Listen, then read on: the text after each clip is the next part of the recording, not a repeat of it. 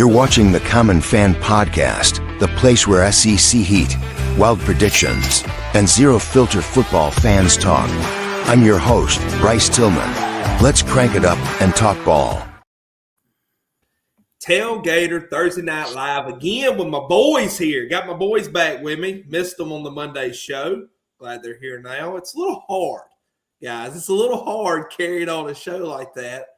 It was 25 minutes, but it felt like an hour when y'all wasn't there with me. So we just It's not as fun as we are. We just winged it. I just winged it. I didn't have anybody to argue with me. It was kind of peaceful.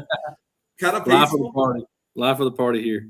Yeah, I'm glad y'all are back. Tailgate Live on this fine Thursday night. I'm your host, Bryce Tillman. Joining me as always, Cameron Williams. Kylie, do it. And we got to talk about some stuff, guys. We got to talk about this transfer portal stuff. This situation is getting a little out of hand with the transfer portal.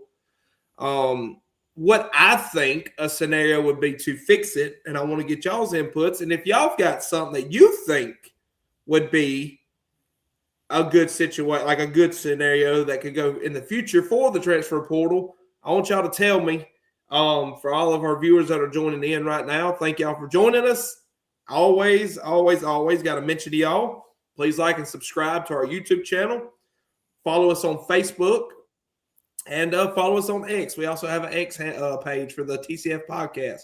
So we did hit our first milestone on Facebook this week, guys. We hit 500 followers on Facebook, and that's because of y'all. So thank y'all for that. We surely do appreciate it. And like I said, let's get 500 on YouTube, 500 on X, and let's keep it rolling. We got TikTok. Our TikToks are doing really good. We've got Instagram. We're doing Instagram Reels and stuff. So we're on all social media platforms here to help and just deliver to y'all the content that we send out emails. Huh? We also send out emails. Kyle sends out emails. You can also send a fax to Farm Bureau. Did Kyle do it? Yeah. 394-2802. All right, so while we're waiting on the people to pile in here, you know the deal. If you're a part of the Tailgate Live, comment in the comments and tell us your favorite team's war chant.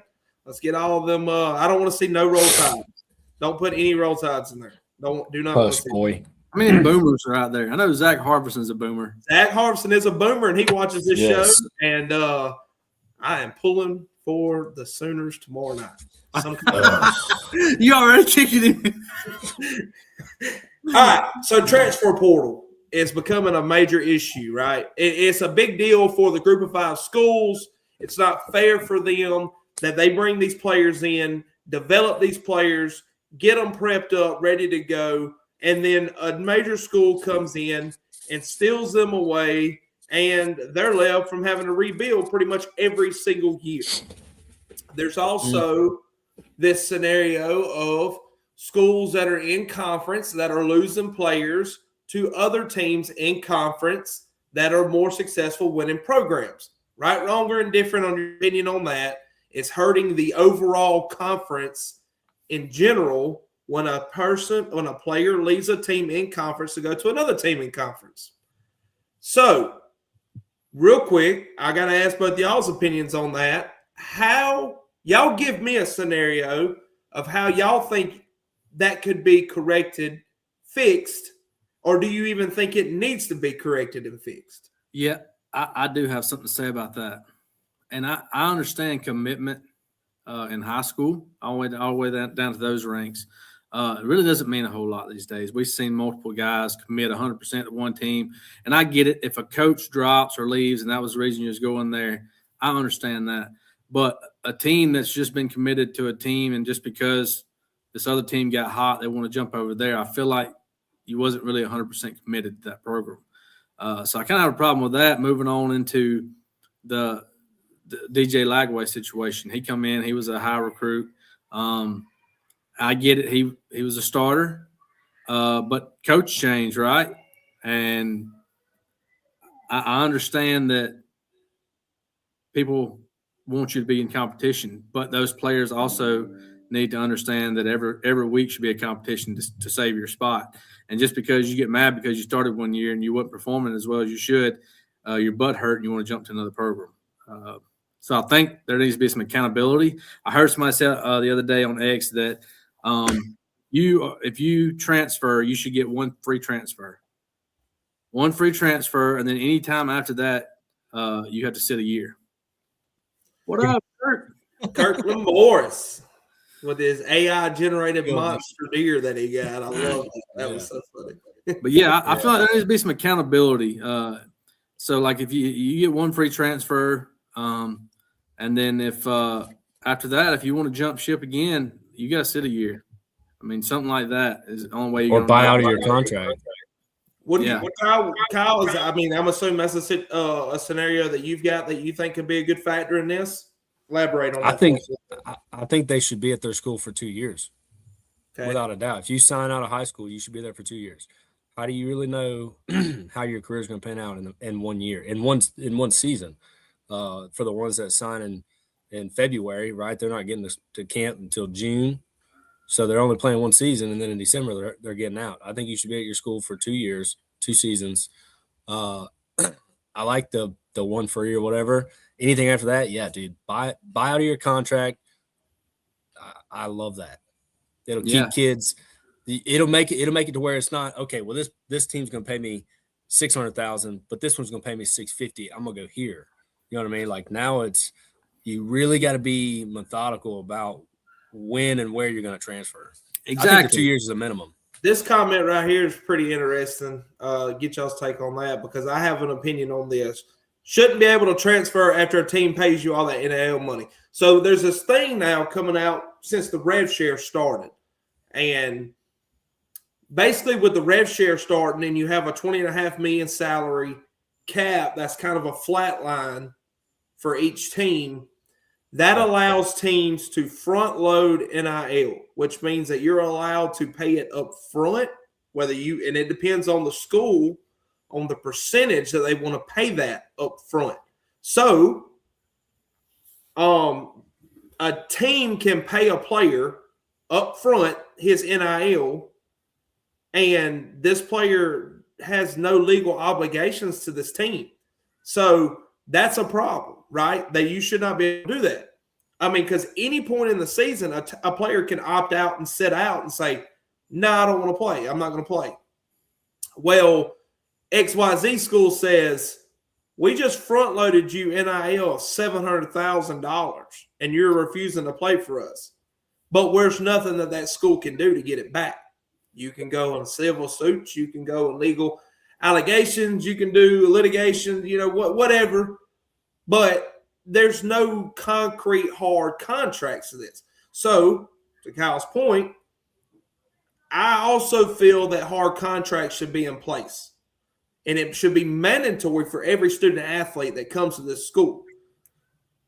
I believe that if a kid comes to, we'll say, Alabama, and he signs at Alabama, I believe that kid has a contract set to the SEC as well as at school, meaning that kid cannot leave Alabama to follow Lane Kiffin to LSU without breaking his contract, which would then break a contract to not only the school, but also the conference. So should put him ineligible in that conference for a year. So, well, then people say, if you do that, then they're just going to all leave the SEC. Well, they might, and I'm not saying they won't. But if they go to that next conference, they should also have a minimum 2-year contract there. So if they go to the Big Ten and say, I'm just going to do 1 year here, then I'll come back. Doesn't work like that. You know why? Because they had a contract, and they still had an obligation, and they already broke a contract in the SEC. So now they also broke one in the Big 12. Well, then what if they go to the Big 10?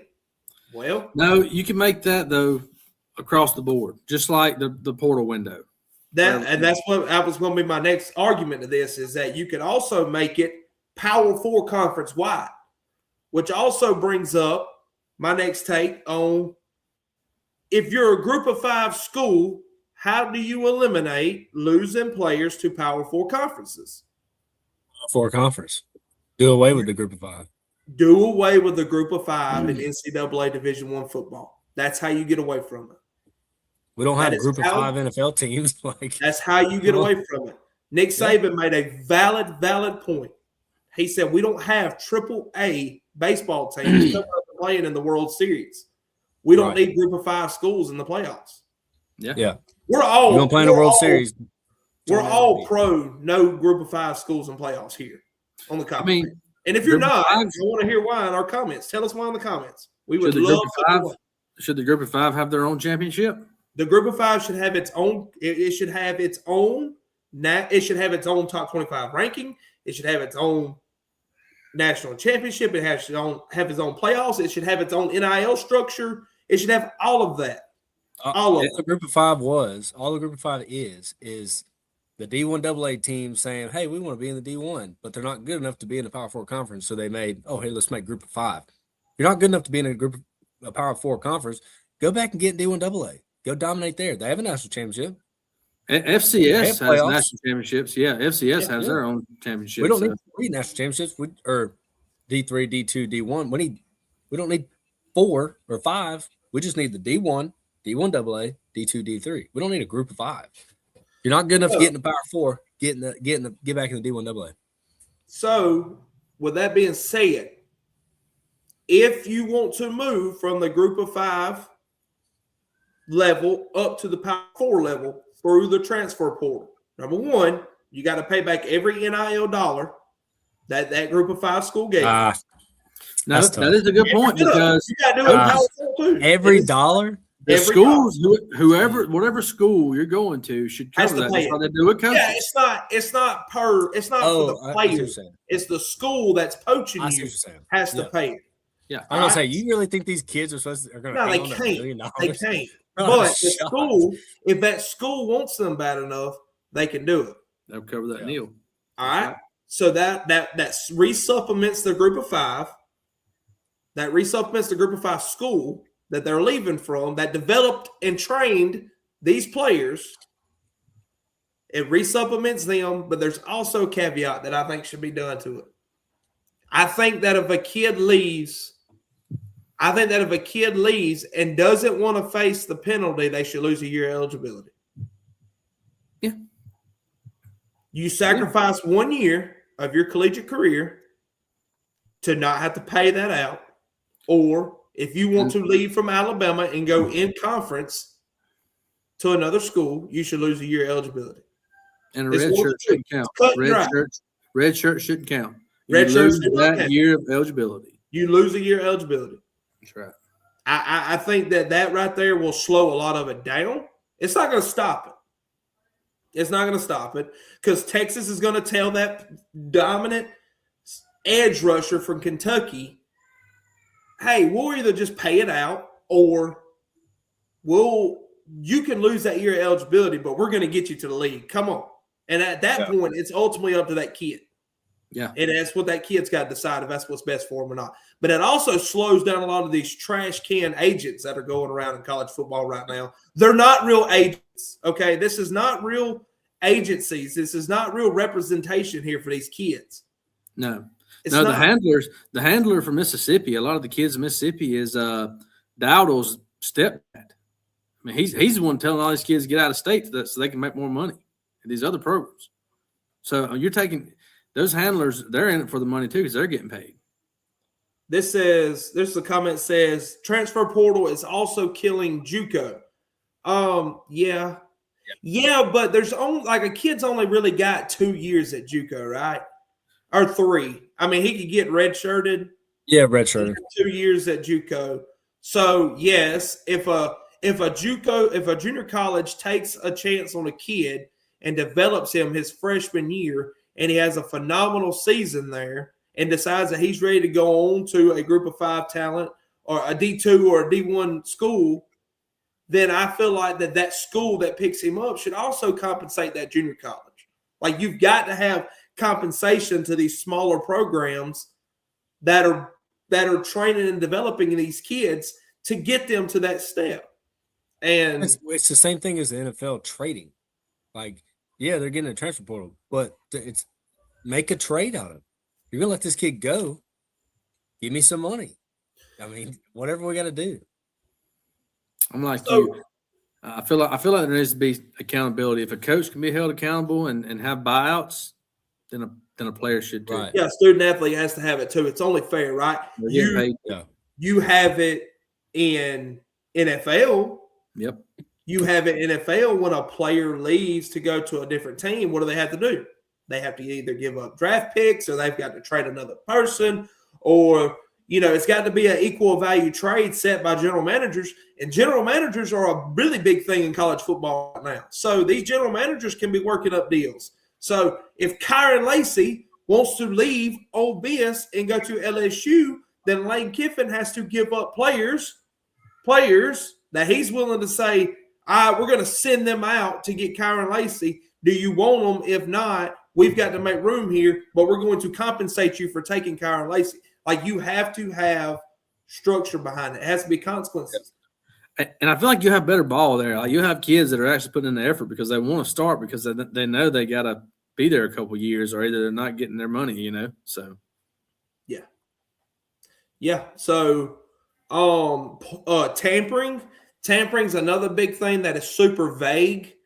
It's a really, really vague thing, because what's considered tampering, right? Right now, the rules say tampering is a staff person from a certain school contacting another player directly at another school. But right now, what you're having is this staff person at Florida saying, what's the agent's name to Cam Coleman at Auburn? I want to talk to the agent. Let me holler at the agent, see what they – and then he talks to that agent, and then that agent goes back and talks to Cam Coleman, and that's not tampering because he's represented by this guy. So tampering's another thing that's got to be worked out. Yeah. And that happens more and talking with parents. Way more. Kids. Well, I think that actually falls under the category too. But now any agent can talk to a parent.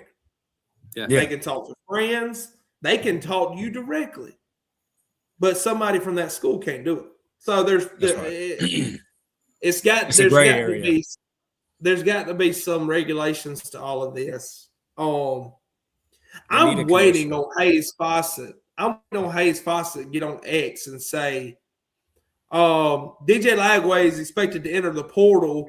Expect DJ Lagway to transfer to XYZ.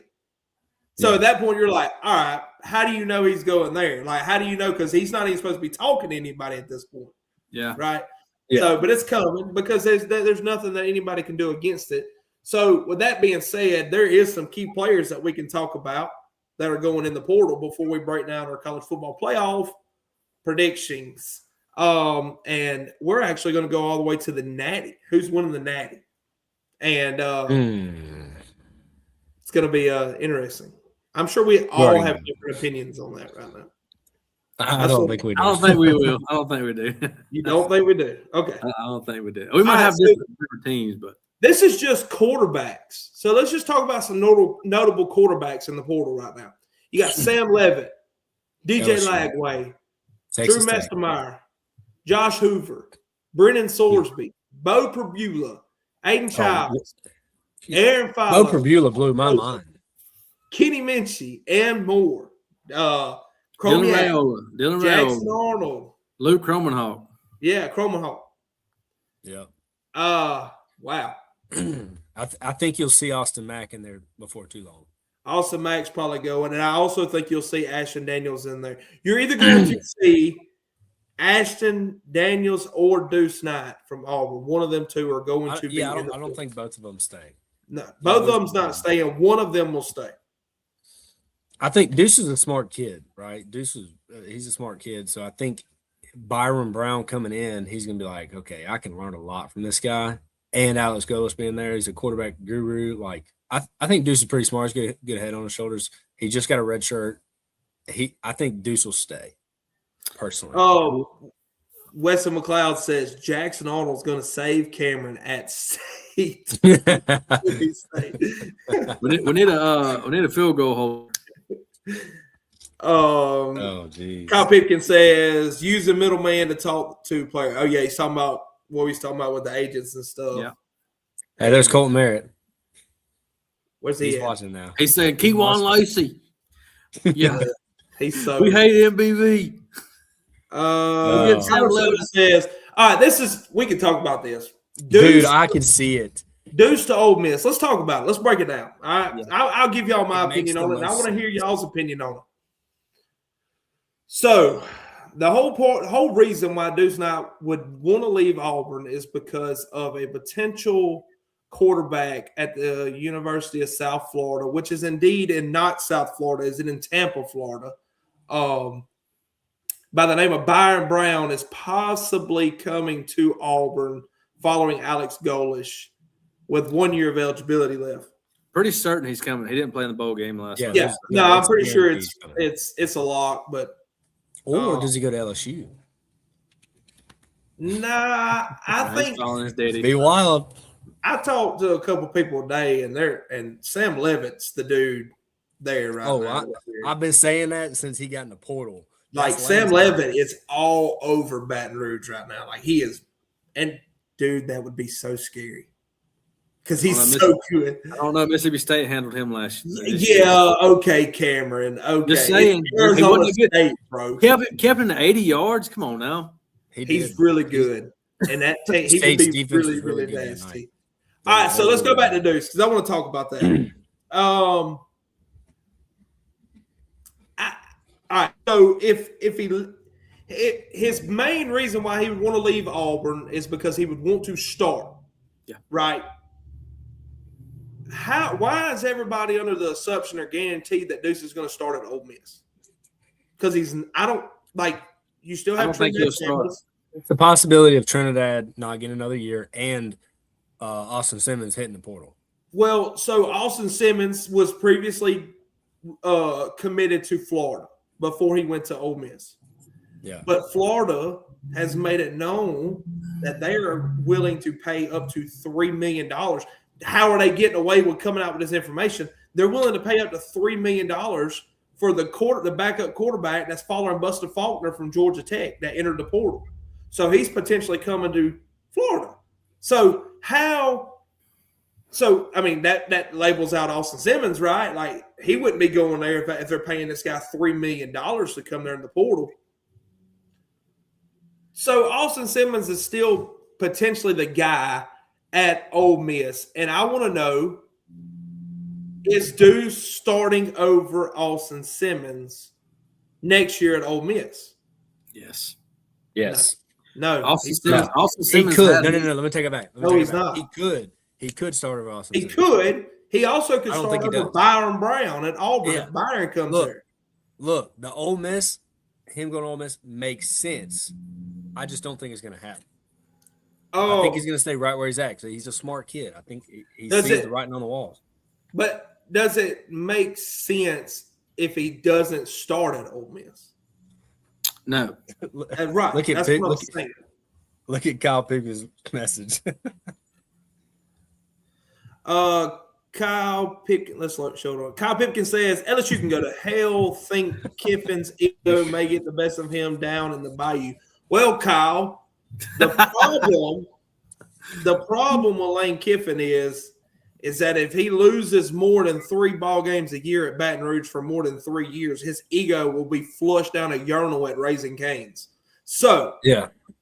Whereas he could have sat at Ole Miss and won 9 games every year and had a statue put up of him. So let Kiffin dig his own grave or either let him be successful is the way I've started looking at it for him. So. I think it's either or. He's either going to be phenomenal, win a couple natties, or he's just going to be trash.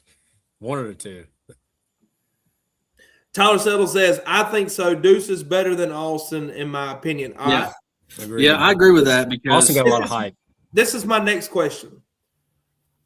Why do we think that Deuce Knight is better than Austin Simmons? Because it was, I'm not going to say proven, but it's proven that Austin Simmons couldn't deliver when he was in that position. Okay. Deuce, when he was put in a position against a decent FCS team, he showed out. All right, but Deuce, I think he's going to be a competition. Deuce has not been put in position to show us that he could win them games that Simmons struggled in yet is what I'm saying. Yeah, but I feel like Auburn and Deuce this year could have raked the coals over Kentucky, and Ole Miss almost got beat by them. So we don't know that, man, because Ashton Daniels looked phenomenal against Vanderbilt, and he also looked really good against Alabama. So we great against Alabama. I'm not talking about him. I'm talking about if you put Deuce in, if he would have played that game against Kentucky, with a quality team around him, yes, they would have raked the coals over him. I just think it was Hugh Freeze. I think Hugh Freeze lost that game for Auburn. I don't think it was bad quarterback play by Daniels. I think that it was just bad play calling. So I'm not saying that Deuce could not go to Ole Miss and compete and win the starting job. But I'm saying that I don't think Deuce is leaving to go anywhere, that he's got to compete. I think if he leaves, it's because somebody's telling him, you're our guy. There is no competition here. You're going to be our dude. There's a possibility of that. I mean, it might not even be in the SEC. Yeah, no, that's what I'm saying. So I just, and I don't know if Pete Golden's going to tell Deuce that at Ole Miss that you're the guy. Come on.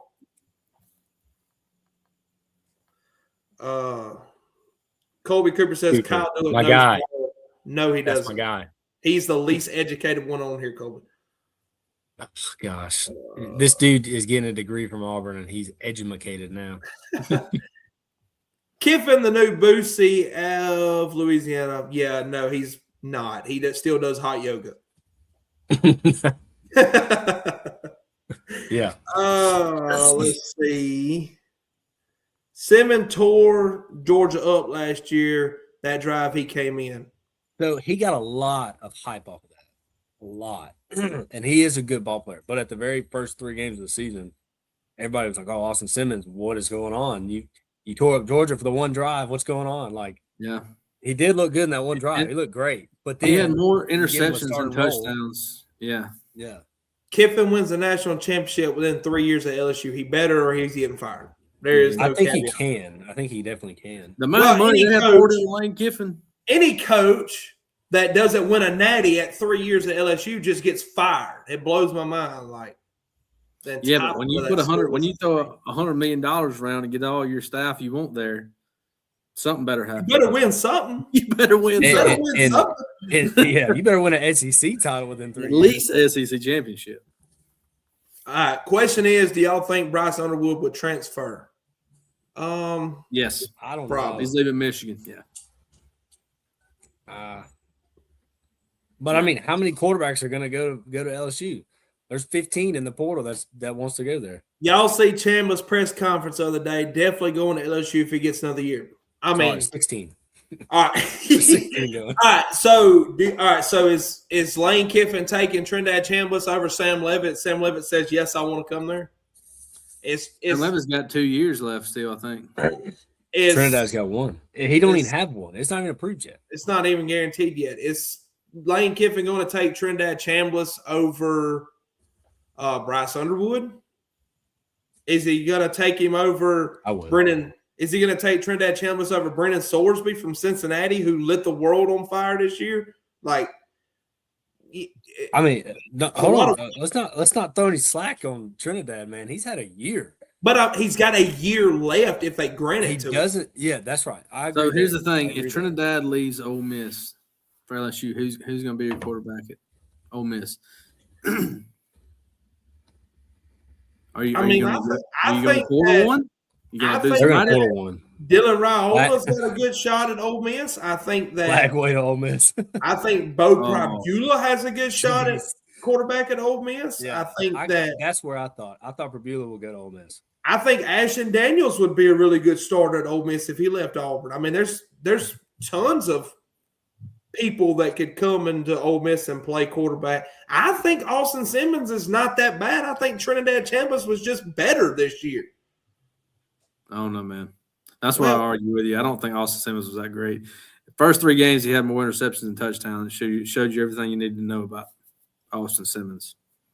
Possibly. I mean, I won't take that away from you. I do think that he struggled. I don't think he's a terrible quarterback, but that goes back to your development stage too. We talked about.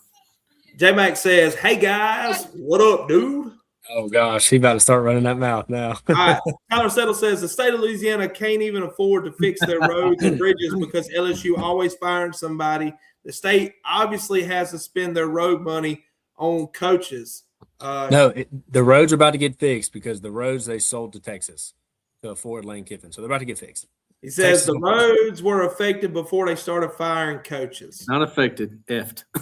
Yeah. Yeah, effective. I censored that, but appreciate it. Oh, okay. Well, All right. So, transfer portal, we have a whole off season to talk about that. I just wanted to talk about a few things that all right, so everybody know. I guess Deuce has let everybody know in the country that he's going to Ole Miss because Kevin West says Deuce is going to Ole Miss. So, that's news to me. I mean, I don't, whatever. If he's going, he's going. But nobody knows that for sure. I think it makes the most sense, but I also don't know if he actually goes. I think there's other schools that could also be in the mix on this that are not being portrayed here. So pull up Colby's. This one's a good one because this is a sleeper one that if he gets in the portal. Does Keelan Russell transfer out if Simmons has a bad playoff run and decides to stay? I think Austin Mack definitely transfers out if Simpson. Colby, I think that Keelan Russell will be in the same boat as Deuce Knight at Auburn right now. Yeah. With that. Yeah. If Keelan thinks that he's good enough to start, then he's going to find. He could possibly try to find somewhere to do it. Same with he's not. I don't think Keelan leaves. Austin Mack does. I don't think Keelan Russell leaves. I'm with you, Kyle. I definitely think Austin Mack's going to try somewhere. But look, which one? Austin Mack come from Washington, right? Come from Washington. So he's only got like 2 years left. Yeah. Do you think DeBoer brought him with him is not going to utilize him?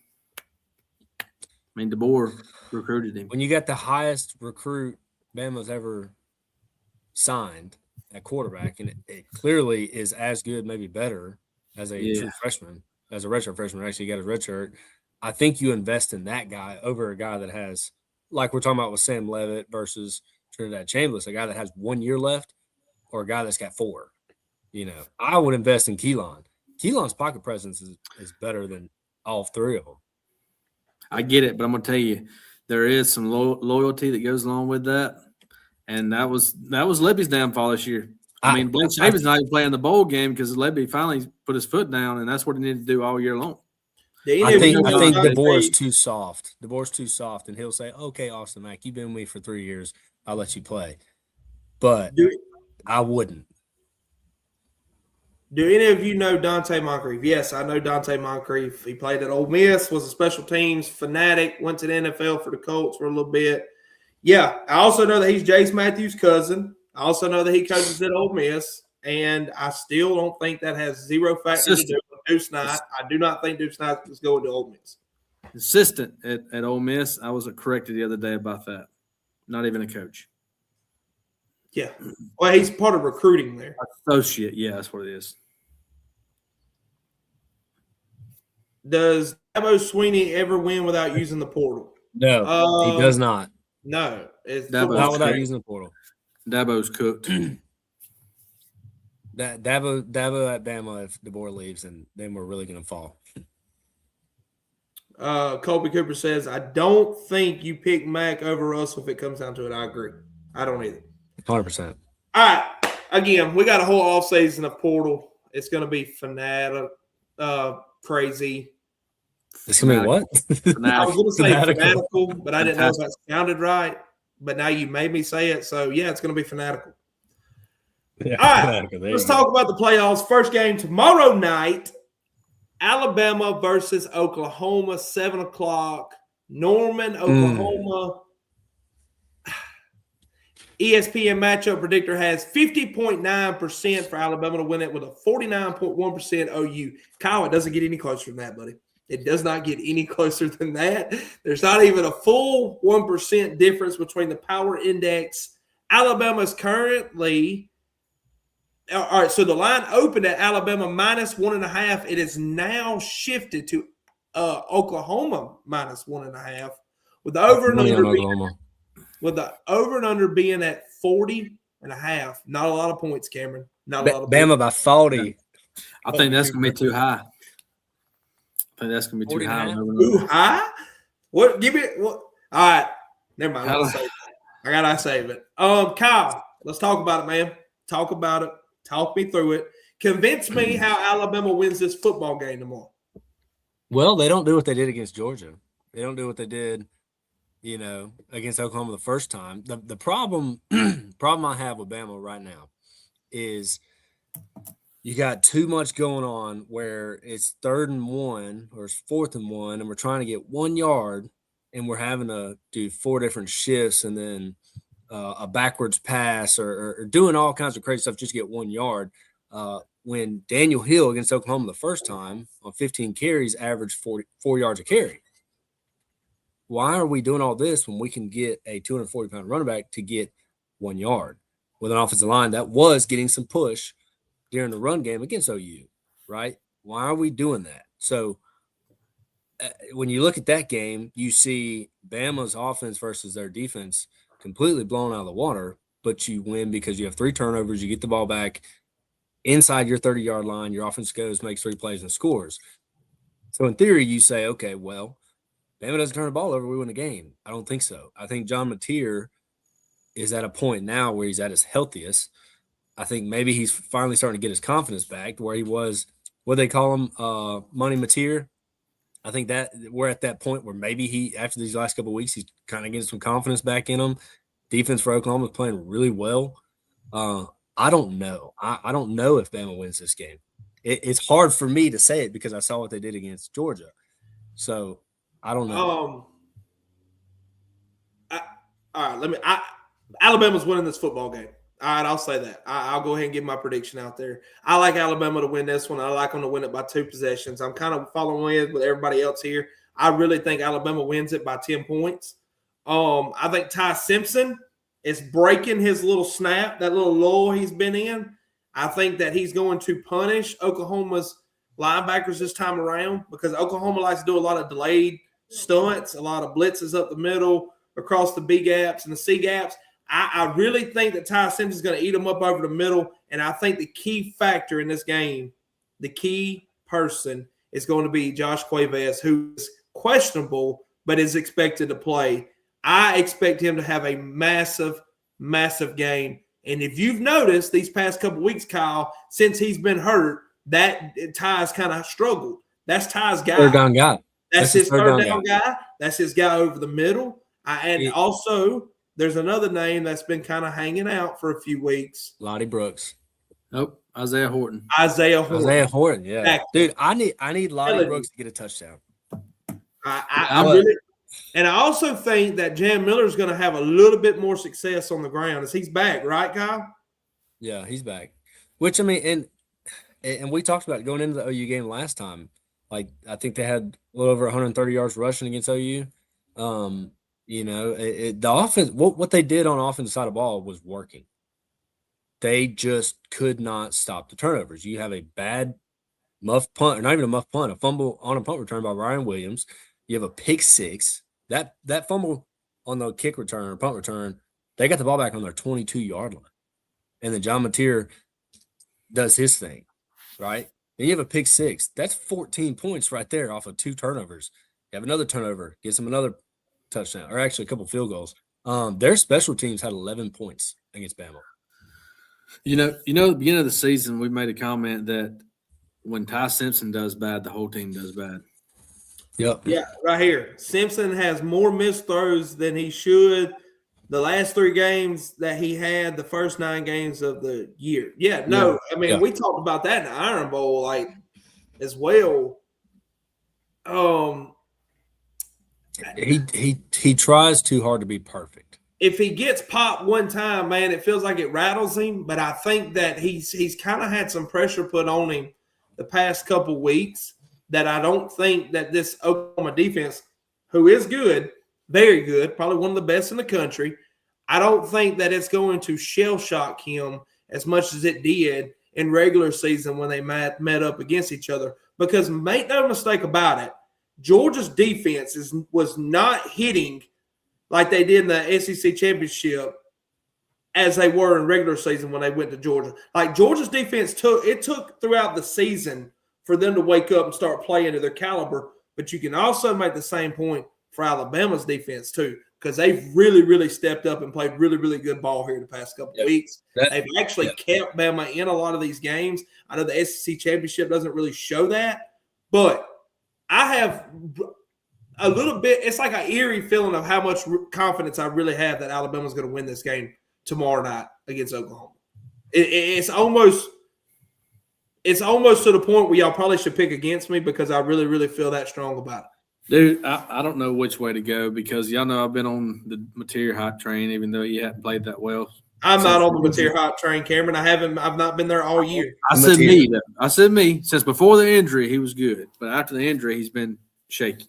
Before the injury, he was money Mateer. What about Tyler Settles? I bet you love John Mateer, huh? Oh yeah. But anyways. Look, he loves them. I don't know who to take because I'm telling you, I told y'all this. It is so hard for a team to beat a quality team twice in the year. Oklahoma comes into T-Town, beats them, close game. A lot of missed opportunity by Alabama. I'll say that. But that being said, can't stand that guy. No, man, I don't know. The only thing I'll say is our Mason Thomas is back on this one. He is going to be the disruptor. He's the real deal. Kyle, what's up with LT Overton? I heard blood clots. Oh my gosh, that's not good. Poor dude, man. No, I don't know which way to go though, man. That sucks because he's a beast. That's a good 3 technique. We need him. I'm gonna stand on this. I think that it's gonna be too hard to go and beat a team twice of that caliber. I think Alabama's gonna pull it out. Bama hasn't been beat twice by the same team in a season since 1893. What about the same year? Because I know I've watched Michigan beat them twice in 1 year. Well, same season. Yeah, same season. They have the same year. Yeah, Michigan did it. Simpson isn't looking good either. He hit a lull the past couple of weeks for sure. He did. And I really think that was because Cuevas being out. I think that was his dude, and I expect him to be different now. I think the first OU game, like from there, it was like his confidence just dropped.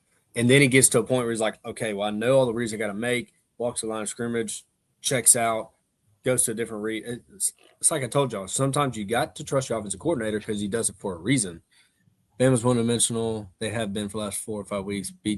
OU beats them handily. So let's talk about what's one-dimensional here because Bama's actually done pretty decent at running the football the past couple of weeks. Are we saying that as in they haven't been able to throw? Is Bama's not been able to throw the football? Is that what we're getting at? Because that's what they couldn't do against Georgia. Bama's going to have to throw this football to beat Oklahoma because absolutely nobody all year has just run the ball at Oklahoma. No. Colby Cooper. I'd sign him right now. Can we sign Greene County class of 2017 edge rusher Jonathan Bernardo for 1 game to replace Give him the 47. Give him number 47.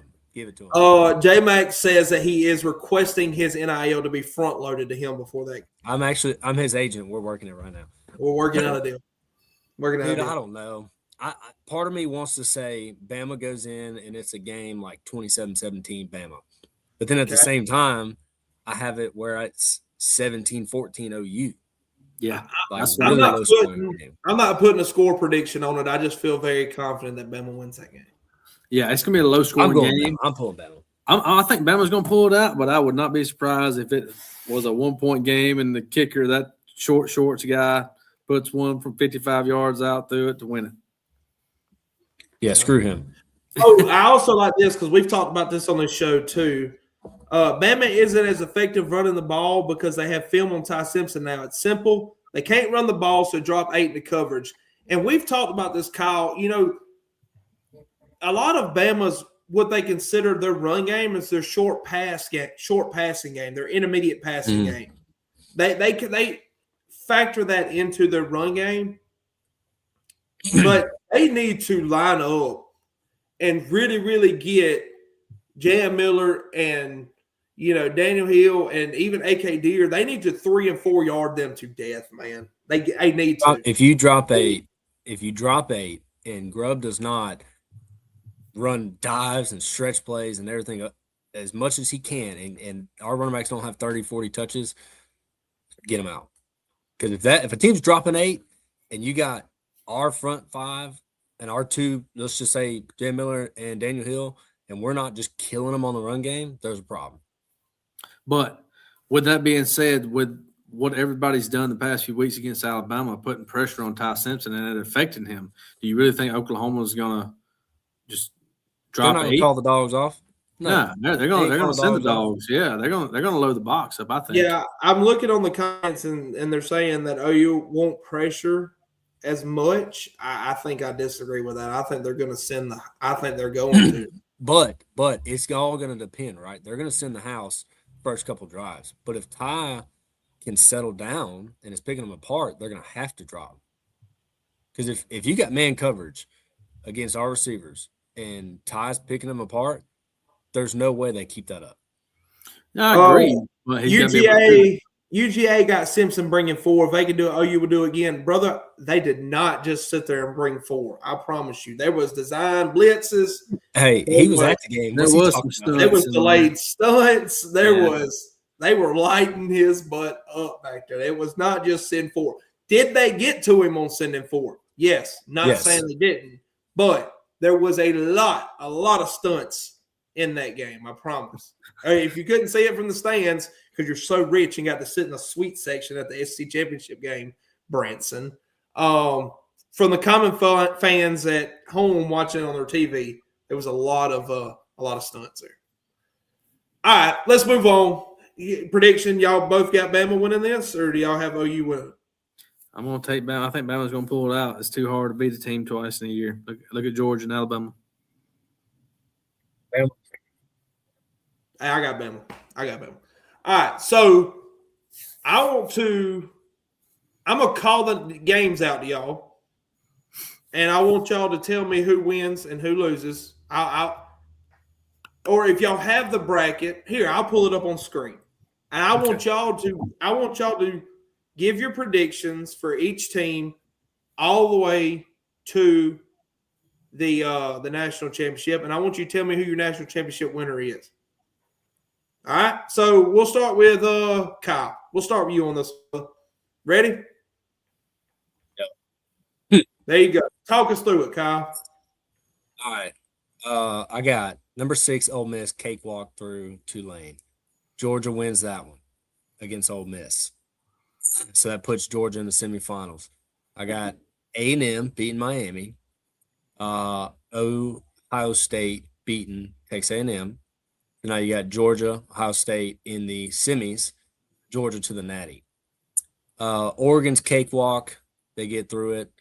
They see Texas Tech in the quarters. That's a tough one. I think Texas Tech wins that one, puts Texas Tech in the semis. Bama beats OU. It depends on how Bama beats OU is how I feel about Indiana. Indiana's offensive line is unreal. I think for Mendoza is a great quarterback, but it depends on how Bama beats OU. You know what I mean? If Bama really controls the line of scrimmage, the pass game is there, and it's just a game like we've been seeing at the beginning of the year, I think they have a good shot at beating Indiana. Let's do this. But I don't know. Kennedy's bringing me my Chargers. I don't know. I think that's a tough one for me. I'm gonna go with my guy and just say Bama does beat Indiana if they have the game like I hope they have, and they see Texas Tech in the semis. More than likely not going to happen. Kennedy said no. I don't know. I think Texas Tech has a team this year. I think it's either going to be a Georgia, Indiana. I'm going to take that back. Bama does not beat Indiana, I don't think. Georgia, Indiana, national championship, or Georgia, Texas Tech. I don't know about them two. They're tough for me. Let's hear it, Cam. What you got? Yeah, I got your right side the same. I mean, I think it all comes down to Ole Miss playing Georgia. Georgia wins that. Ohio State's going to face Texas A&M. Ohio State's going to win there. Georgia beats Ohio State. And then on the other side of the bracket, I think whoever wins out of that Alabama-Oklahoma game is going to have a direct line to Natty. I think either one. I'm taking Alabama. I think they're going to beat Indiana.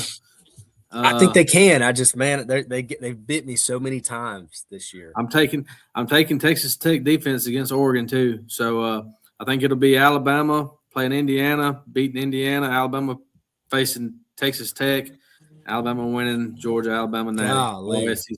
I'm tired of these Georgia. She's so trashy. Who you got winning it, Cameron? Who's going to win the national? You got Georgia, baby. Georgia's got it. I hate to say it. That Indiana, Alabama, Oklahoma game, whoever plays that is going to be that's going to be the game. But I think the SEC. I think the SEC is going to win that game. All right. So I'll go through it. I got Alabama versus Oklahoma. I got Alabama winning that game. I have them losing to Indiana. I have Indiana in the quarterfinals or semifinals. I have Oregon beating JMU.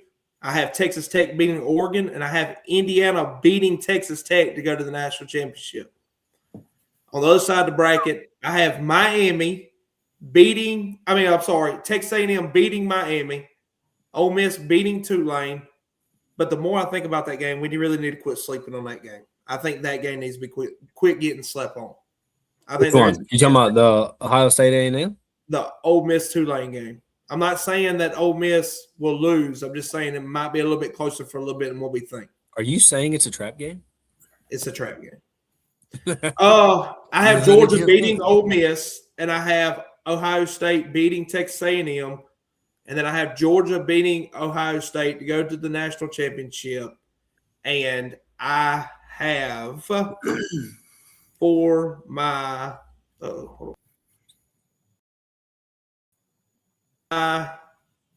national championship winner, and that's going to come out of shot. He just had to put them in the middle. Alabama. My name's up there. Alabama's not winning the Natty. No, in the national championship is Indiana versus Georgia. Oh, okay, that's right. I got Alabama. So, Big Ten school finally won their first Big Ten conference championship. They had their first Heisman winner. They are ranked number 1 in the AP poll and the college football playoffs, and they are going to make it all the way to the national championship. And steamrolled by Georgia. It's all fine and dandy, but them Bulldogs going to win the national championship. They're going to win the national championship, son. Georgia Bulldogs going again. They're going to win it for the third time in the past 5 years. Georgia wins the national championship. They are Kirby Smart's the best college football coach active right now. And Kirk Cignetti is really good, but there's no shot. Kirby's in his bag right now. I got a question for y'all. Over or under 5 players get arrested between now and the Natty for Georgia? Over. All 5 are Georgia, yeah. Pounding the over. They've already got 2 arrested right now for shoplifting. There is a route that I have an alternate bracket that includes Oklahoma and Ohio State in the national championship. Ooh. And at that route, I have Ohio State winning the national championship. I feel like if Oklahoma beats Alabama this weekend, the winner of that game is got a direct path. I think Indiana, they're good, but I don't think they've been tested as much. But now remember the winner is going to go to Indiana, and it's supposed to snow next week. Oh, yeah. Them boys, I didn't think about that. Them boys was growing up in the snow. Yeah. We had 168 people in this live stream tonight. I love you all. I love all y'all. Y'all are awesome. Thank y'all. My favorites. Thank y'all so much. We will be tuned into these games. We will be giving live updates on our page on Facebook, our X page, Instagram, TikToks, all of it. So make sure y'all are liked and subscribed to all of our socials. We appreciate it. We've got Georgia. Kyle, did you have Georgia win the national championship?